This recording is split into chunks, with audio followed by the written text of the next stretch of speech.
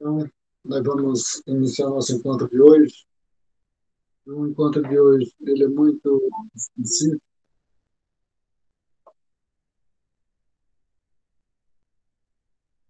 é uma parte que ajuda a entender a continuação do modelo clássico, né, da macroeconomia.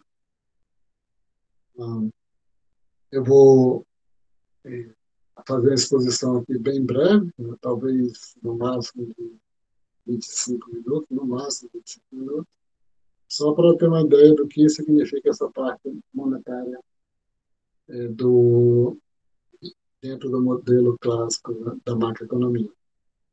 Nós vimos anteriormente o lado dos bens, né, o lado real, o lado da oferta, e hoje, né, é o lado da demanda, né, o lado, no caso aqui, pode chamar do lado monetário. Uma expressão que não cabe em todas as situações, mas a gente pode dizer o seguinte, que no encontro passado a gente viu um aspecto, né, uma dimensão do modelo clássico, e hoje nós vamos ver outra dimensão, muito mais reduzida, mas o que importa é principalmente as conclusões, não é tanto o percurso que a gente vai fazer. A, a apresentação que eu vou fazer é baseada no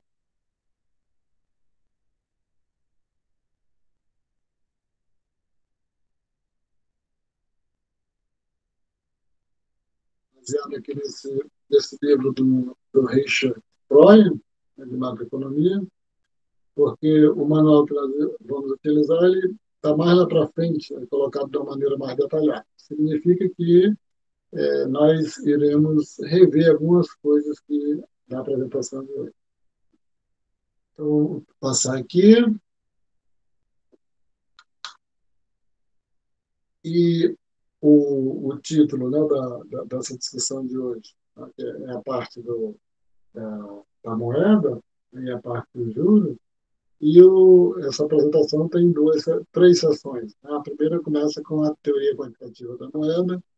Eu tenho a impressão que vocês já viram esse tema em disciplinas anteriores, na economia, talvez, e também em outras disciplinas, né? E o que a gente vai fazer aqui é dar uma ideia, mas uma ideia dentro tanto do contexto do que ela é propriamente dita, mas para a gente associar com as conclusões dentro do modelo clássico, né? Macroeconômico clássico.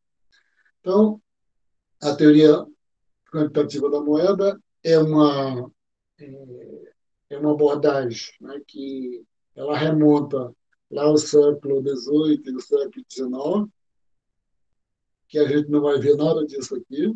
Estou só falando um pouco do histórico da teoria quantitativa da moeda.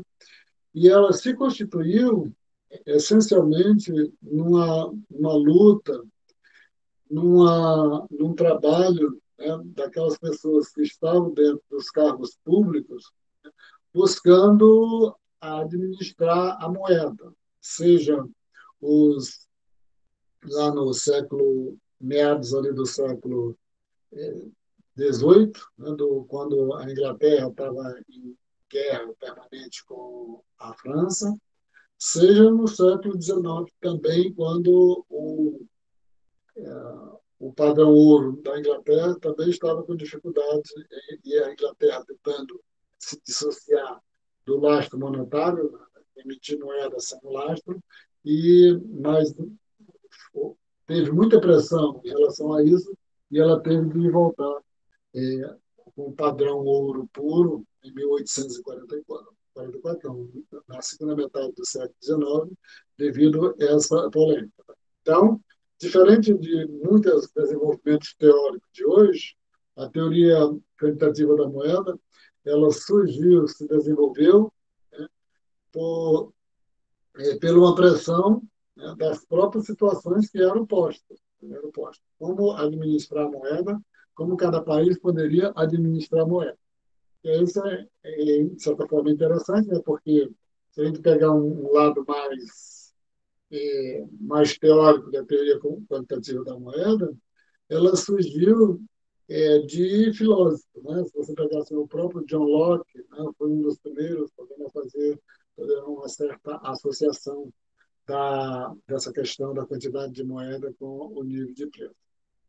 Mas, como eu falei, ninguém vai ver nada disso aqui. Ele vai direto para a, a forma que ela é conhecida atualmente. Né? Então, ali quando, no final do século XIX, início do século XX, você teve essa mudança, que nem eu falei, né? Que nem eu falei, não. Essa mudança da importância econômica do mundo, saindo da Grã-Bretanha para os Estados Unidos, né?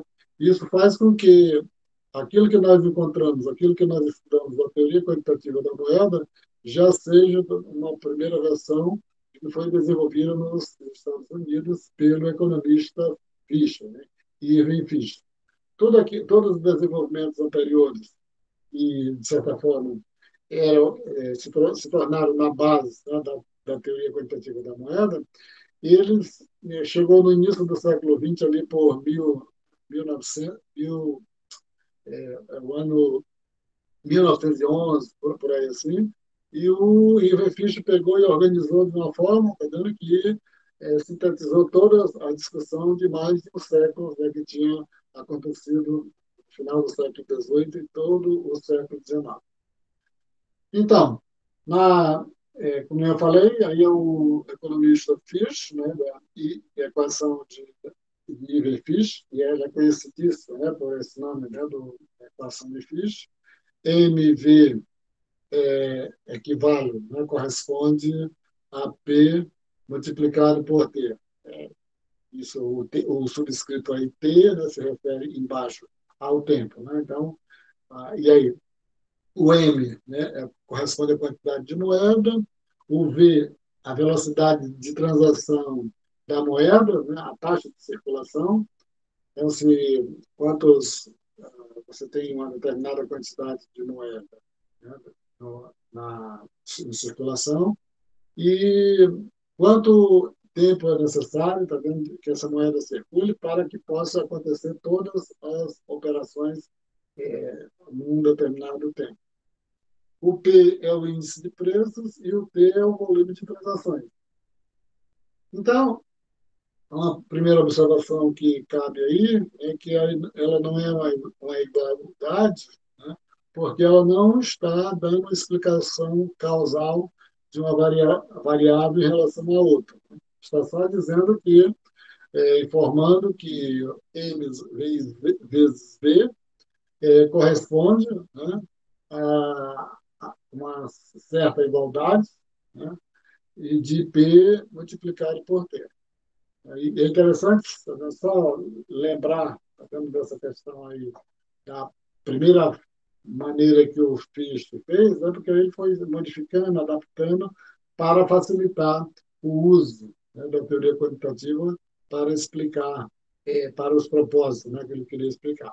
Só esqueci de falar até então que todo esse debate que eu disse que aconteceu, tanto no século final do século XVIII como durante o século XIX, tá, se refere à administração da moeda em relação ao nível de preço.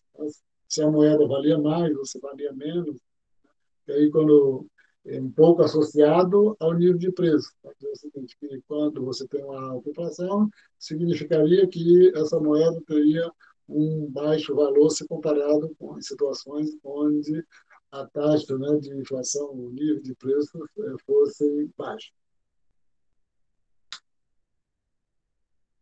Ele, nesse livro que eu estou colocando, ele coloca só um exemplo, no sentido de ilustrar.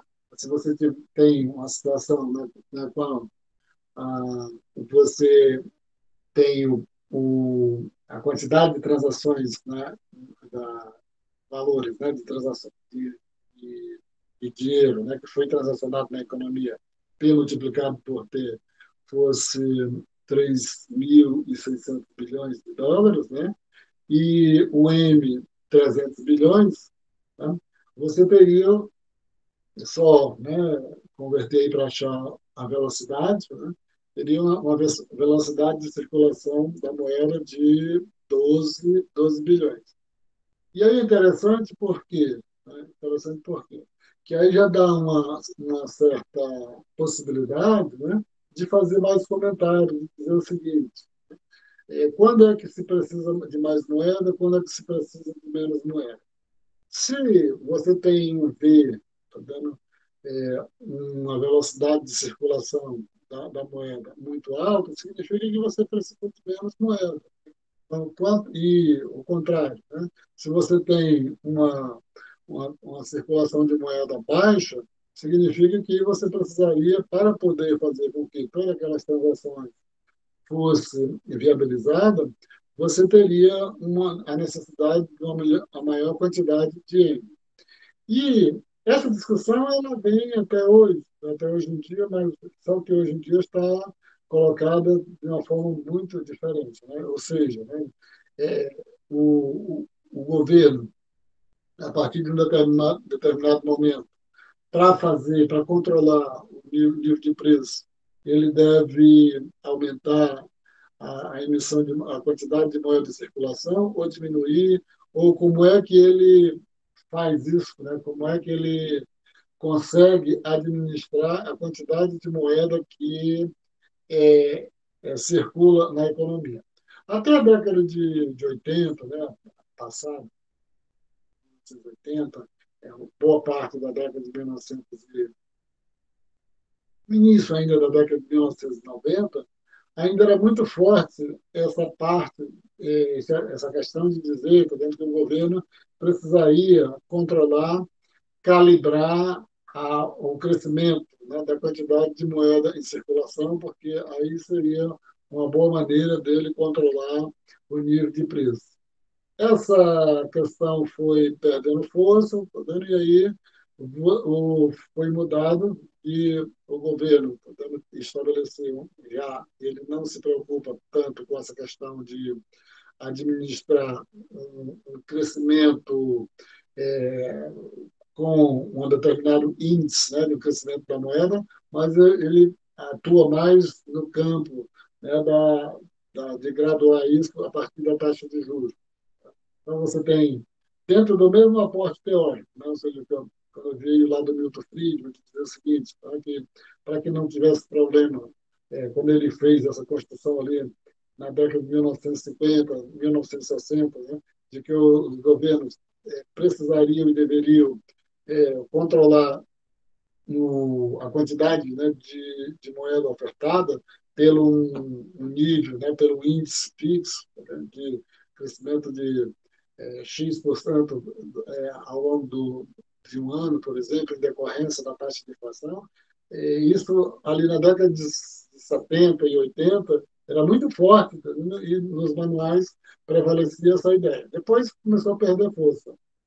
E por isso que é interessante quando, mesmo nessa parte mais inicial aí da equação de Fichte, né, que você tem o M, quantidade de moeda em circulação, você tem o V, né, e o P vezes o T, aí você verifica assim, se a teoria quantitativa da moeda, ela tem, tá vendo, a sua natureza é explicar o nível de preço, né, porque, segundo eles, né, o M, tá vendo, um M maior ou um M menor, faria com que tivesse influência essencialmente no nível de preço, e aí a gente vai para essas questões. Quando é que precisa mais, quando é que precisa menos?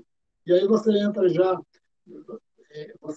em questões atuais, né, de poxa, tá vendo, se o Fisch fez essa equação ali em 1911, né? Hoje em dia, tá vendo, tudo aquilo que ele falou ainda tem uma relação com hoje. O que hoje a gente poderia pensar que poderia acelerar o ritmo, né, de circulação da moeda? Né? O uso do Pix, né, dos instrumentos, né, que pode facilitar bastante e, consequentemente, se a gente voltasse, né, para dentro dessa lógica aqui, né, você precisaria cada vez menos, né, uma quantidade cada vez menor de moeda em circulação para viabilizar a mesma quantidade de transações. Então, se o PT, né, é 3, e aqui eu repeti, deixa eu ver aqui. Tá? Então, ah, eu vou só, eu só repetir. Né? Agora, o que a gente vai passar aqui é para a nova versão da, da equação de Fish. Mantém o mesmo aporte de Fish, mas o Fish, mesmo propriamente dito, ele encontrou dificuldade em operacionalizar essa equação. E aí ele foi adaptar. Né? É o seguinte, você tem aí a equação original, né? MV equivale, né, a PT. Aí ele foi substituído, tá dando o quê? MV é igual a PY. Aí vamos ver só o que é o Y e comentar um pouco, tá dando, de onde foi que veio a dificuldade e por que esse Y veio suprir essa possível dificuldade identificada. O M continua, né, novamente, né, correspondendo à quantidade de moeda. Aqui o V agora, já que você tirou o T, substituiu pelo Y, o V agora é a velocidade renda da moeda. Aqui atrás a gente tinha que o V era a velocidade de transações da moeda. Agora, devido a gente incorporar o Y, aí vamos ver, o V agora é a velocidade de renda da moeda, o número de vezes, a média, né, do número de vezes, que a moeda é usada em uma transação envolvendo a produção corrente. O P é o índice de preços, né, como na equação original, e o Y é o nível de produção em termos reais. Aí só, é, por que passou dessa versão do nível de preços aí, ou do T, P vezes T para P vezes Y? Porque ele disse o seguinte, né, como o T corresponde às transações, a quantidade de transações, seria quase impossível a possibilidade de se calcular a quantidade de transações que uma moeda realiza numa economia. Aqui você tem uma variedade de transações muito grandes, oficiais, informais, ilegais, etc. Né? E aí foi colocado, né? Tirou a quantidade de transações pelo índice, né, que é o PIB da economia, da perspectiva da renda, né, porque aí já é medido, essa variável é medida, os governos já medem, né, o PIB da economia, então você já teria um valor, né, uma variável que o valor já seria fácil de você obter. É por isso que foi realizado essa adaptação, né, de tirar a quantidade de transações pela o PIB, né, pela a renda, o nível de produção em termos reais. Essa nova versão também determina o nível de preços apenas, né, determina o nível. O que está sendo colocado aí é o seguinte, né, que eu esqueci de falar quando estava na primeira versão. Que vai dizer o seguinte, né, que o M,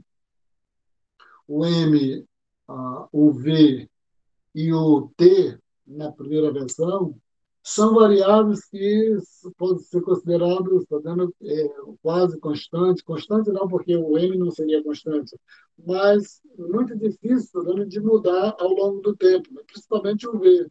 Aí vai dizer o seguinte, mesmo na primeira versão, né, você estaria explicando a mudança na quantidade de moeda, não iria mudar a quantidade de transação, porque, dado que a sociedade, também por a questão de hábitos ou por questões institucionais, não iria mudar com certa facilidade a quantidade de transação. Então, a equação original, né, estaria explicando basicamente as variações nos níveis de preço em função da mudança na quantidade de moeda.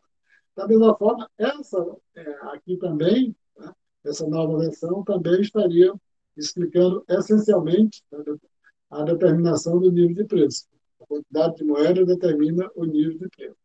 essa conclusão, tá vendo, é basicamente o que quer dizer, né, a teoria quantitativa da moeda, porque ela serve até um pouco para ser utilizado quando vai discutir as determinantes da inflação do nível de preço para a questão da inflação, né? E aquela ideia, né, de que o que explica essencialmente a inflação é a quantidade de moeda. Então, aqui está só repetindo, né?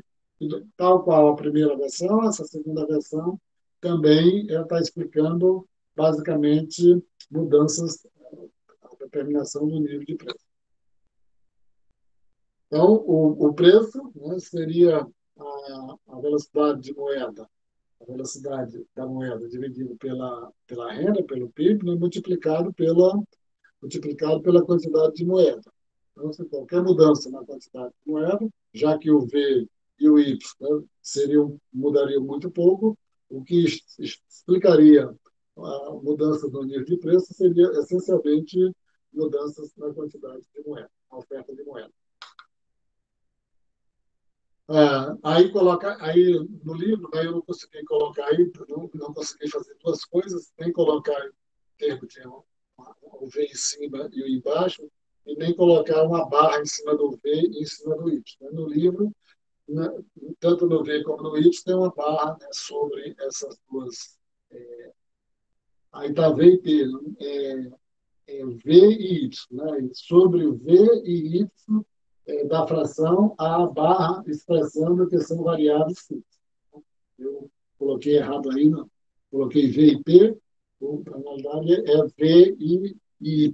Tem uma barra em cima, eu não consegui colocar, e nem consegui colocar a fração normal, V em cima e o Y embaixo. Agora, entendendo, tem outra situação. Né?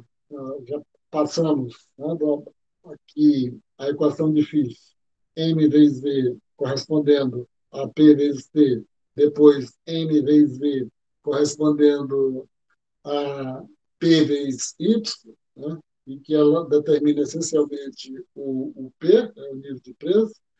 Nível de preço é igual, né, a velocidade sobre o y multiplicado pela quantidade de moeda. Visto isso, tá vendo? Agora tem outra, tá? Outra versão, tá?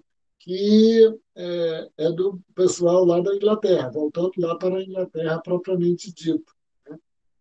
E o macho, principalmente em torno do macho e do Cecil Pigou, né? Do Pigou, dois dos principais economistas, né? Que organizaram como a economia começou a ser ensinada no final do século XIX para o início do século XX, principalmente o macho, eles mudaram, também fizeram uma adaptação e um pouco transformando a teoria quantitativa da moeda, a equação de trocas, tá?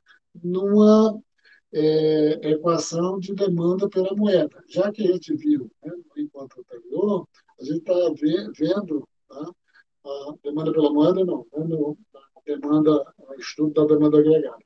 Já que a gente viu no encontro anterior sobre determinação do produto, né, e do emprego, basicamente pelo lado da oferta. E como é que esses autores, né, principalmente o Macho e o Pigou, que é eles colocado, né, a abordagem de Cambridge, né, porque eles eram economistas lá de Cambridge, lá em cima, e eles fizeram um pouco, tá dando essa adaptação para dar uma outra utilidade, além de explicar o nível de preço. Como mudança na oferta de moeda afeta o nível de preço, aí eles começaram a fazer as mesmas coisas, né, que o Fichte já tinha feito. Né? Bom, a explicação vai ser a mesma, no entanto, a equação deles vai ser como uma equação de demanda de moeda. A abordagem de Cambridge, né, a versão da teoria quantitativa da moeda, centrada na demanda por moeda. Né? A preocupação é entender o tempo entre o recebimento e o gasto da renda. Então, na versão anterior do Fichte, você não tinha essa preocupação aí, tá vendo, o processo de compra e de venda, tá? E o momento que o indivíduo, tá? As empresas, recebe a sua renda e o momento que gasta. O que eles vão agora se preocupar um pouco para também explicar dentro da equação de trocas? Eles dizem o seguinte, né? A gente quer saber o que leva, qual é o determinante dentro dessa equação aí, como é que a gente utiliza ela, para saber qual é o determinante que faz que os indivíduos, né, e as empresas elas demandem moeda. Demandem moeda por quê? Porque há eles passaram a considerar o seguinte, né, a questão do encaixe, né, de recursos. Tipo dizer assim, você tem, se o indivíduo recebe uma quantidade de renda no início do mês, ele vai passar todo o mês utilizando esses recursos que ele recebeu no início do mês e vai acabar esse recurso, em tese, no final do mês. Tá? Como é que a gente explica, como é que a gente entende, né? Como é que ele demanda moeda, como é que ele vai gastando e permanecendo com um certo tipo de moeda ao longo do mês, né? Essa distribuição. Que ele diz o seguinte, né? Que os indivíduos, né, seriam um depósito, né, nesse intervalo entre o recebimento e o gasto dos recursos. É claro que essas explicações vão ficar muito sofisticadas, né, com teorias lá para frente, a respeito, né, principalmente da teoria do, do Milton Friedman, da teoria do Franco Modigliani, tá, etc. Mas aqui nós estamos tratando basicamente, tá, dessa primeira iniciativa que a modificação da teoria quantitativa da equação de trocas, né, ela foi modificada pela os acadêmicos, né, de Cambridge, lá da Inglaterra, e deram essa conotação de explicar a demanda por moeda, né, dos indivíduos, considerando um pouco diferente do entendimento da equação do Fish, né, que não levava isso em consideração, e agora eles passaram a se preocupar. Né? Poxa, se cada indivíduo que recebe o recurso, ele é tipo um depósito ali entre o momento que você obtém aquela renda e o momento que você gasta. Aí ele vai dizer o seguinte, ó, sendo que o indivíduo vai manter os recursos, né, considerando que naquela época deles, né, os depósitos não eram remunerados, o que levaria, né, esses indivíduos a manter recursos, né, a manter os recursos, a manter moeda, né, de posse, como se esses recursos não seriam remunerados. Aí ele vai dar essa explicação.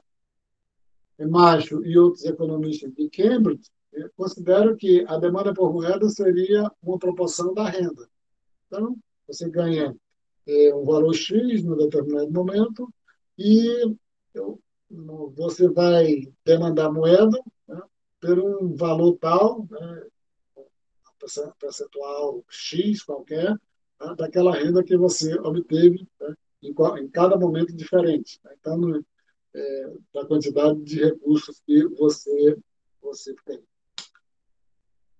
Aí, colocado, né, que a demanda por moeda, o MD, né, seria igual a um K multiplicado por P e o Y. No caso aí, o K seria uma adaptação, tá vendo? O K corresponde o inverso da velocidade de moeda. O que foi que eles fizeram aí? Tá vendo? Então, se você poderia dizer o seguinte, tá? Aí você tem as mesmas variáveis, né, da equação de cima, de Fish, tá? Mas só que agora você tem um K. Tá? E o K é o quê? Esse K é o inverso da velocidade da moeda, dessa velocidade da moeda. E vai dizer o seguinte, né? Demanda por moeda aí, o MD, né, é igual, né, o K, versus a velocidade da moeda, multiplicado pelo P e o T. E mais, o que é mais, né? decisivo aí, está dizendo que o K pela própria ideia, né, do macho e dos outros, está vendo que a demanda por moeda, tá vendo, ela é a função essencialmente, né, da renda. Né? Se você tem mais rendas, né, ou menos rendas, tá vendo, mais você vai demandar moeda de acordo com o valor do K. E é claro que também, né, se os preços forem maiores ou forem menores, também vai ter uma influência, né, na demanda por moeda. Então, repetindo aí, né, a equação aí da vertente, né, da equação de Cambridge, né, demanda de moeda vai ser igual ao K. O K é o inverso da velocidade de moeda, multiplicado pelo P, multiplicado pelo Y, né, que é a renda real, né, ou seja, poderia ser o PIB real, mas eu estou falando de renda, que é o produto real da economia. A demanda por moeda seria uma proporção, K, né, da renda nominal, que implica, né, que o P, o nível de preços, uma proporção da renda real, né, multiplicado aí pelo o nível de preço pela renda, só que o nível de preço aí determina, né, a demanda de moeda, mas não menos. Mas o que ele está dizendo, essencialmente, né, é que o que maior determinante, né, da demanda de moeda pelos indivíduos é o nível da renda, né, nominal, que é recebida no início de um determinado período. Do equilíbrio, né? Aí você tem, né, que quando a gente está falando aqui da questão de nível de preço, etc., teoria quantitativa da moeda, é claro que, à medida que você fala demanda por moeda, também está falando em oferta de moeda. Ela diz o seguinte: nessa situação, né, que eles estão tratando de que a demanda de moeda seria determinada, né, pelo K multiplicado pelo nível de preço e pela renda real, né?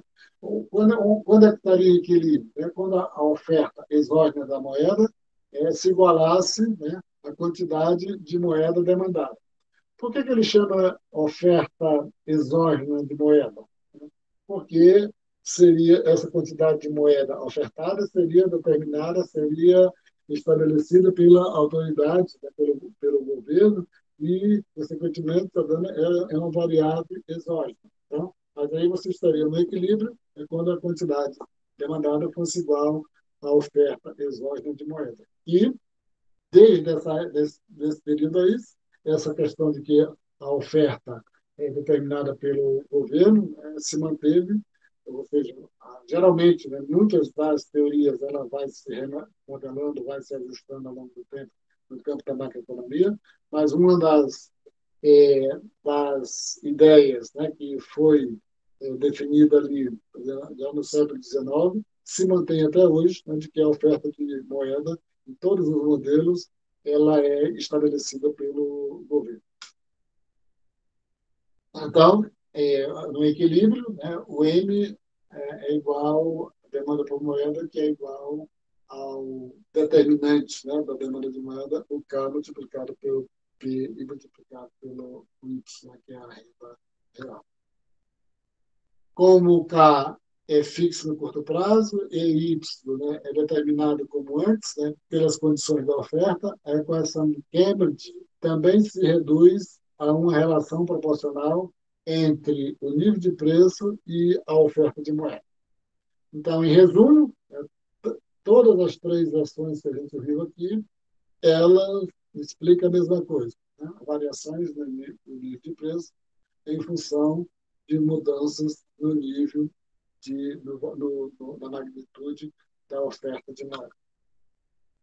Agora, aqui a gente tem, dando sequência, até aqui nós acabamos essa parte da explicação da teoria quantitativa da moeda até esse período aí do século XIX e início do século XX. Né? Porque depois você tem a versão do Milton Friedman, ali da década de 1950, e nós não estamos tratando aqui. Então, essa abordagem, essa discussão que foi feita aqui, para os propósitos, né, do modelo clássico, macroeconômico clássico, ela foi tratada essencialmente a teoria quantitativa da moeda até o início do século XX, né, quando o Fichte, né, formalizou lá de que o M, né, vezes o V é igual ao P vezes o Y, na segunda versão, quando substituiu o T pelo Y, ou mesmo aqui, né, como está tratando a determinação, né, da demanda de moeda, que os indivíduos demandam moeda em função do percentual da renda.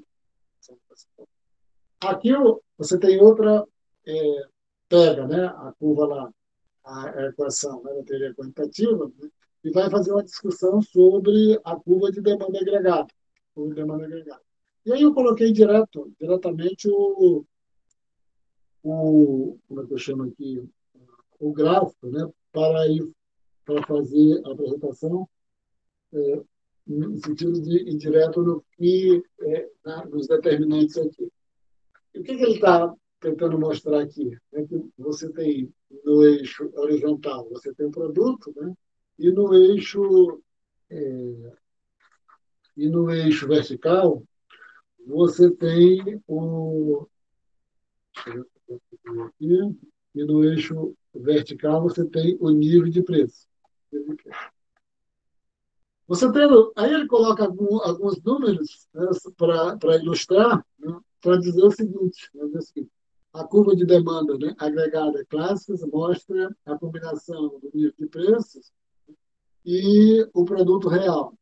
É consistente com a equação da teoria quantitativa, o P vezes a renda, né, a renda real, que corresponde ao M vezes V, a segunda versão da equação de Fichte, né, para um determinado estoque de moeda.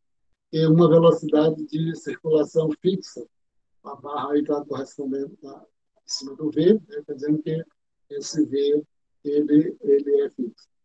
Aí ele coloca os exemplos aí. O primeiro exemplo, se você considerar na curva de baixo, né, que você tem uma oferta de moeda de 300, né, e supondo que a velocidade de moeda seja 4, pontos como P12 e no eixo vertical e Y no eixo horizontal 100, ou P6 no eixo vertical e Y200, né, no eixo horizontal, ele multiplicado, né, que corresponderia à multiplicação do PY, né, que é igual a 1.200, né, corresponderia tendo um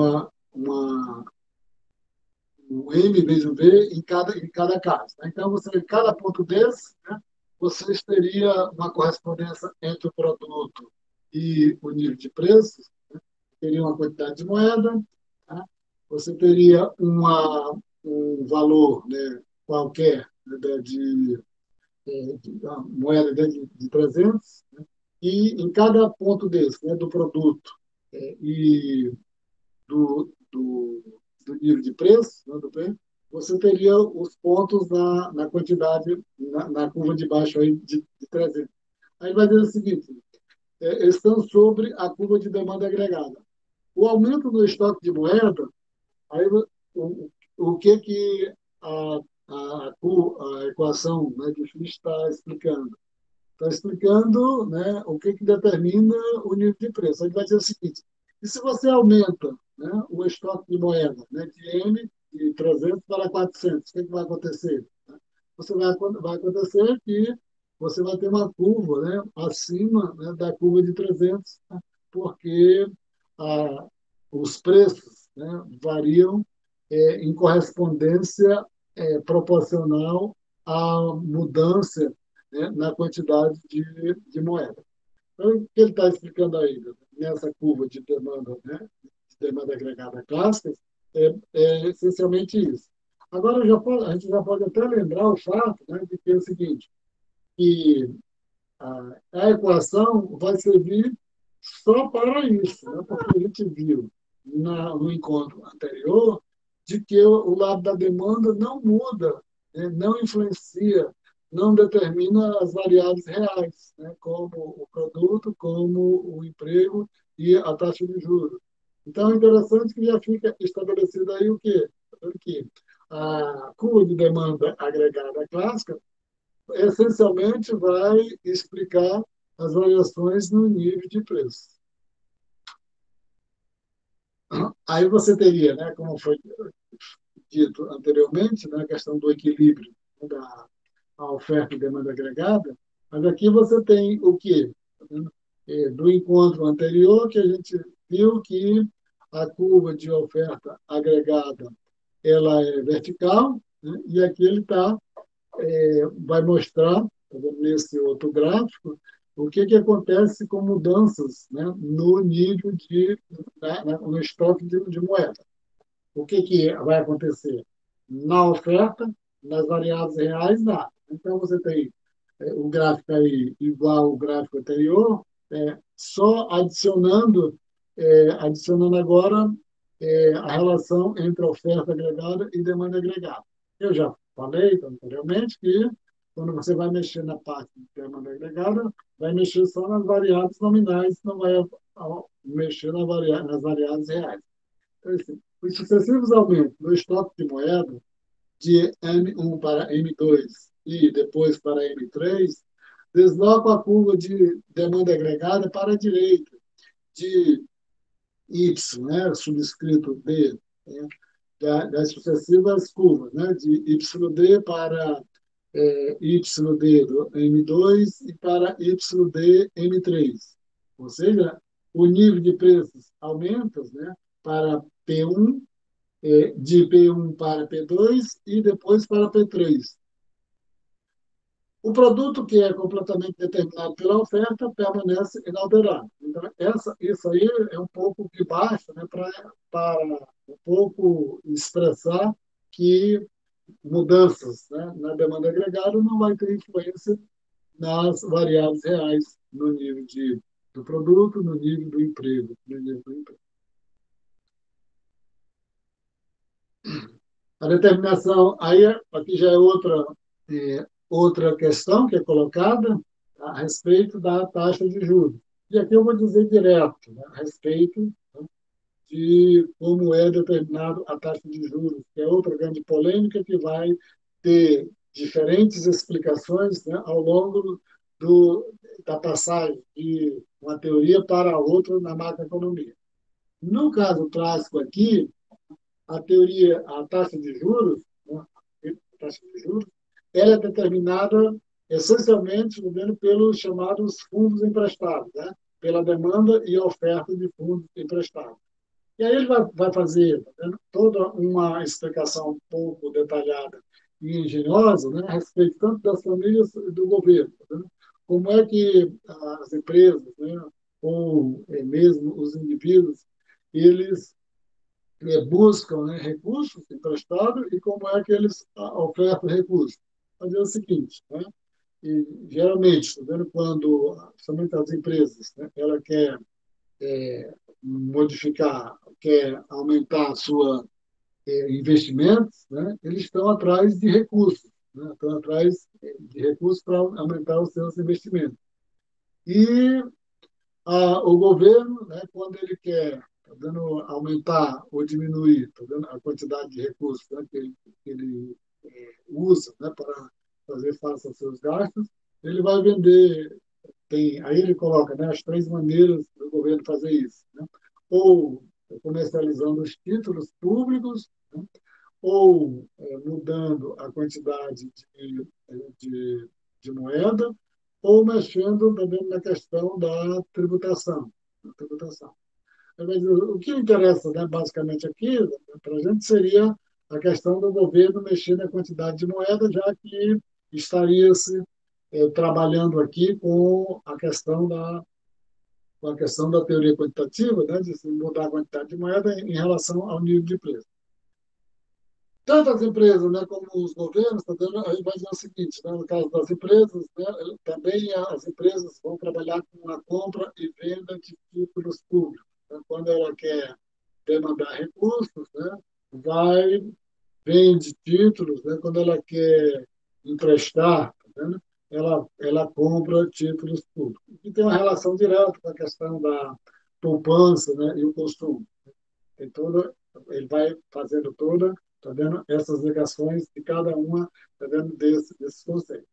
Mas aí o que ele, como é sintetizada essa questão? Tá. A taxa de juros é determinada pela oferta e demanda, tá vendo, de empréstimo, né? Se você está, aí você vai dizer o seguinte: se você tem muito recurso, né, é, para ofertar muita poupança, significa que você vai ter uma redução na taxa de juros. Se você tem pouco, você teria uma tendência a aumentar a taxa de juros. No campo, né, da questão dos investimentos, ele vai dar toda aquela explicação que isso aí muda pouco, né, de uma teoria para outra. Né? Dizer o seguinte: se alguém está atrás de fazer investimento, o que vai determinar aí esses investimentos? Né? Taxa de juros mais elevada vai dificultar investimento, taxa de juros menores vai facilitar os investimentos. Colocando todas, né, essas categorias, né, aí ele vai mostrar, tá, com a definição de que o que determina a taxa de juros do modelo clássico é o encontro entre a procura, né, e a oferta, né, de fundos emprestados. Aí vai mostrar o que acontece no gráfico, se a gente pudesse, né, fazer uma síntese da síntese, né, só pelo gráfico. Né? A taxa de juros de equilíbrio, né, é aquela que iguala a oferta de fundos de empréstimo. Essa é a lembrança fundamental. Né? Fundos de empréstimos é porque a procura e a oferta de fundos emprestados é que vai determinar a taxa de juros. Então, a taxa de juros de equilíbrios é a que iguala a oferta de fundos emprestados, que consiste na poupança do período com a demanda de fundos emprestados, que consiste nos investimentos, somado à parcela do déficit público financiados, né, por títulos do governo. Então, o que a gente poderia dizer é o seguinte, né, que quais são os dois agentes, né, que estariam envolvidos aí, né, as empresas, né, também as famílias e o governo. Todos esses três agentes, né, estariam participando do jogo, né, de oferta e de demanda dos fundos emprestados.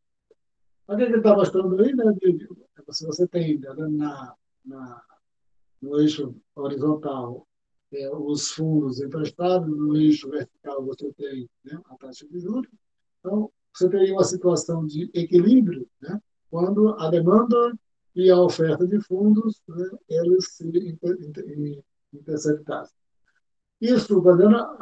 O bom disso, tá vendo, é que quando você sai dentro do modelo clássico propriamente dito, é para verificar se o governo adota alguma medida para que vai acontecer, vai influenciar ou não a taxa de juros. O declínio, aí ele faz uma, aqui uma situação na qual, tá vendo, você tem uma possibilidade de o declínio, né, da demanda por investimento. O que aconteceria, né, com a taxa de juros? Um declínio autônomo dos investimentos desloca a curva de investimentos para a esquerda, de I0 para I1, de 0 para I1, que corresponderia, né, à distância aí do delta I. A taxa de juros de equilíbrio cai de R1, R0, né, para R1. Então, sempre quando nos livros, a taxa de juros sempre é expressa aí, ou em I mesmo, propriamente dito, né, ou em R. À medida que a taxa de juros de equilíbrio vai caindo, há um aumento nos investimentos, induzido pela taxa de juros, já que a taxa de juros, nesse caso, se fosse o principal determinante do investimento. A taxa de juros iria caindo, você iria aumentando os investimentos, correspondendo aí à distância B. Também há uma queda na poupança, na medida que reduz a taxa de juros, né? Induzida pela redução da taxa de juros, que é igual e simétrico ao aumento do consumo, respondendo aí à distância A. Os aumento do consumo e dos investimentos, induzido pela queda da taxa de juros, compensam, quando somados, exatamente a queda autônomos do investimento. O que ele está colocando aí? Né, que o que aconteceria com a queda autônoma, né, dos investimentos? Essa queda autônomos, né, seria anulada, né, já que iria cair a taxa de juros, também diminuiria a poupança e, aumentando o investimento e aumentando o consumo devido à queda da taxa de juros, iria anular a queda autônoma dos investimentos. Aqui ele faz primeiro exercício, né, que é muito comum dentro dos livros de macroeconomia, dizer o seguinte: nós estamos fazendo isso, mesmo dentro aí, né, do modelo clássico, e, como eu falei, todas essas teorias surgiram já dentro de uma luta muito grande de como administrar a moeda desses países ali no final do século XVIII, longo do século XIX e início do século XX. Né? E se você tiver o aumento dos gastos do governo, né, o que acontece, qual é o efeito do aumento, né, do gasto do governo? Aí ele vai mostrar, tá? Ah, eu não estou colocando aqui, né, todo o desenvolvimento que ele faz, eu coloquei aqui no gráfico, né, diretamente no gráfico, só que ele tem uma explicação longa, né, a respeito, no entorno desse gráfico. Então, se você tem, né, o efeito de uma redução do imposto, né, é, é, do imposto de renda sobre a oferta. Né? Então, por acaso, né, o governo ele reduziria o nível de impostos, né, e isso aconteceria com a oferta agregada. Ele vai vou ler aqui a legenda, tá? Depois eu vou fazer um parênteses a respeito disso. Na parte A, né, do gráfico, só para ver que a parte A do gráfico, né, você tem o equilíbrio do mercado de trabalho e, o gráfico da correspondente ao produto, né, e ao salário real. Isso aí a gente só vai ver lá pela metade, né, talvez macroeconomia 1 a gente não veja, né, como é que se dá o equilíbrio no mercado de trabalho. Mas aí já que colocou, né, o gráfico do equilíbrio do mercado de trabalho, né, quando você para explicar o que acontece, né, com uma redução do imposto. Na parte B, você tem a função de produção, que a gente já tinha visto, né? E na parte C, você tem a oferta e a demanda agregada. Então, vamos verificar aqui. Na parte A, né, correspondente ao equilíbrio do mercado de trabalho, a redução na alíquota marginal do imposto de renda, de 0,4 para 0,2, aumenta o salário real após o imposto com relação ao salário real antes do imposto. Portanto, a curva de oferta de trabalho desloca-se para a direita. O emprego e o produto aumentam, como mostra na parte B do gráfico, né, da função de produção do gráfico. Esse aumento, né, da produção, aumento do emprego, representado pelo deslocamento para a direita da curva de oferta agregada, na parte C. Então, ele está só mostrando, né, o que aconteceria se tivesse uma modificação, nos impostos, né, na quantidade, né, na alíquota de impostos. É interessante aí verificar o seguinte: isso acontecendo, você está fazendo uma modificação do lado da oferta, né, para que fique bastante sempre lembrado essa questão. Então, o capítulo é esse, né, a respeito, né, dessa segunda parte, do modelo, né, da discussão do modelo clássico, né, da macroeconomia. Na primeira discussão, né, do primeiro encontro, nós vimos o lado da oferta e aqui o lado da demanda. E no lado da demanda, como a gente viu todos os percursos, então isso vai reforçar para o modelo clássico de que você não tem um efeito nas variáveis reais.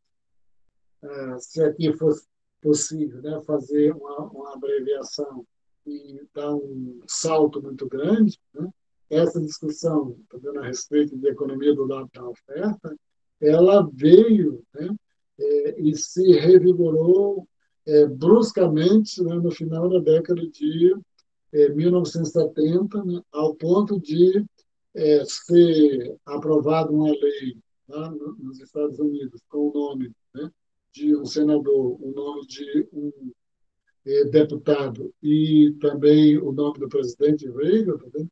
No sentido de reduzir as alíquotas de impostos baseado, né, nessa ideia, né, de economia do lado da oferta, que são elas, né, que são as determinantes centrais, né, para mudar as variáveis reais.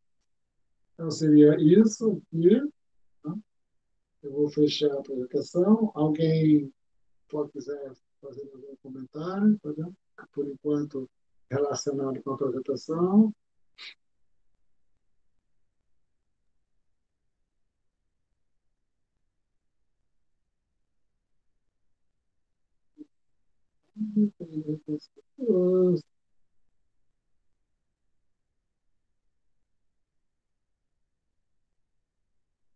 Eu posso, nesse caso aqui, desligar a apresentação para vocês terem algum comentário para fazer?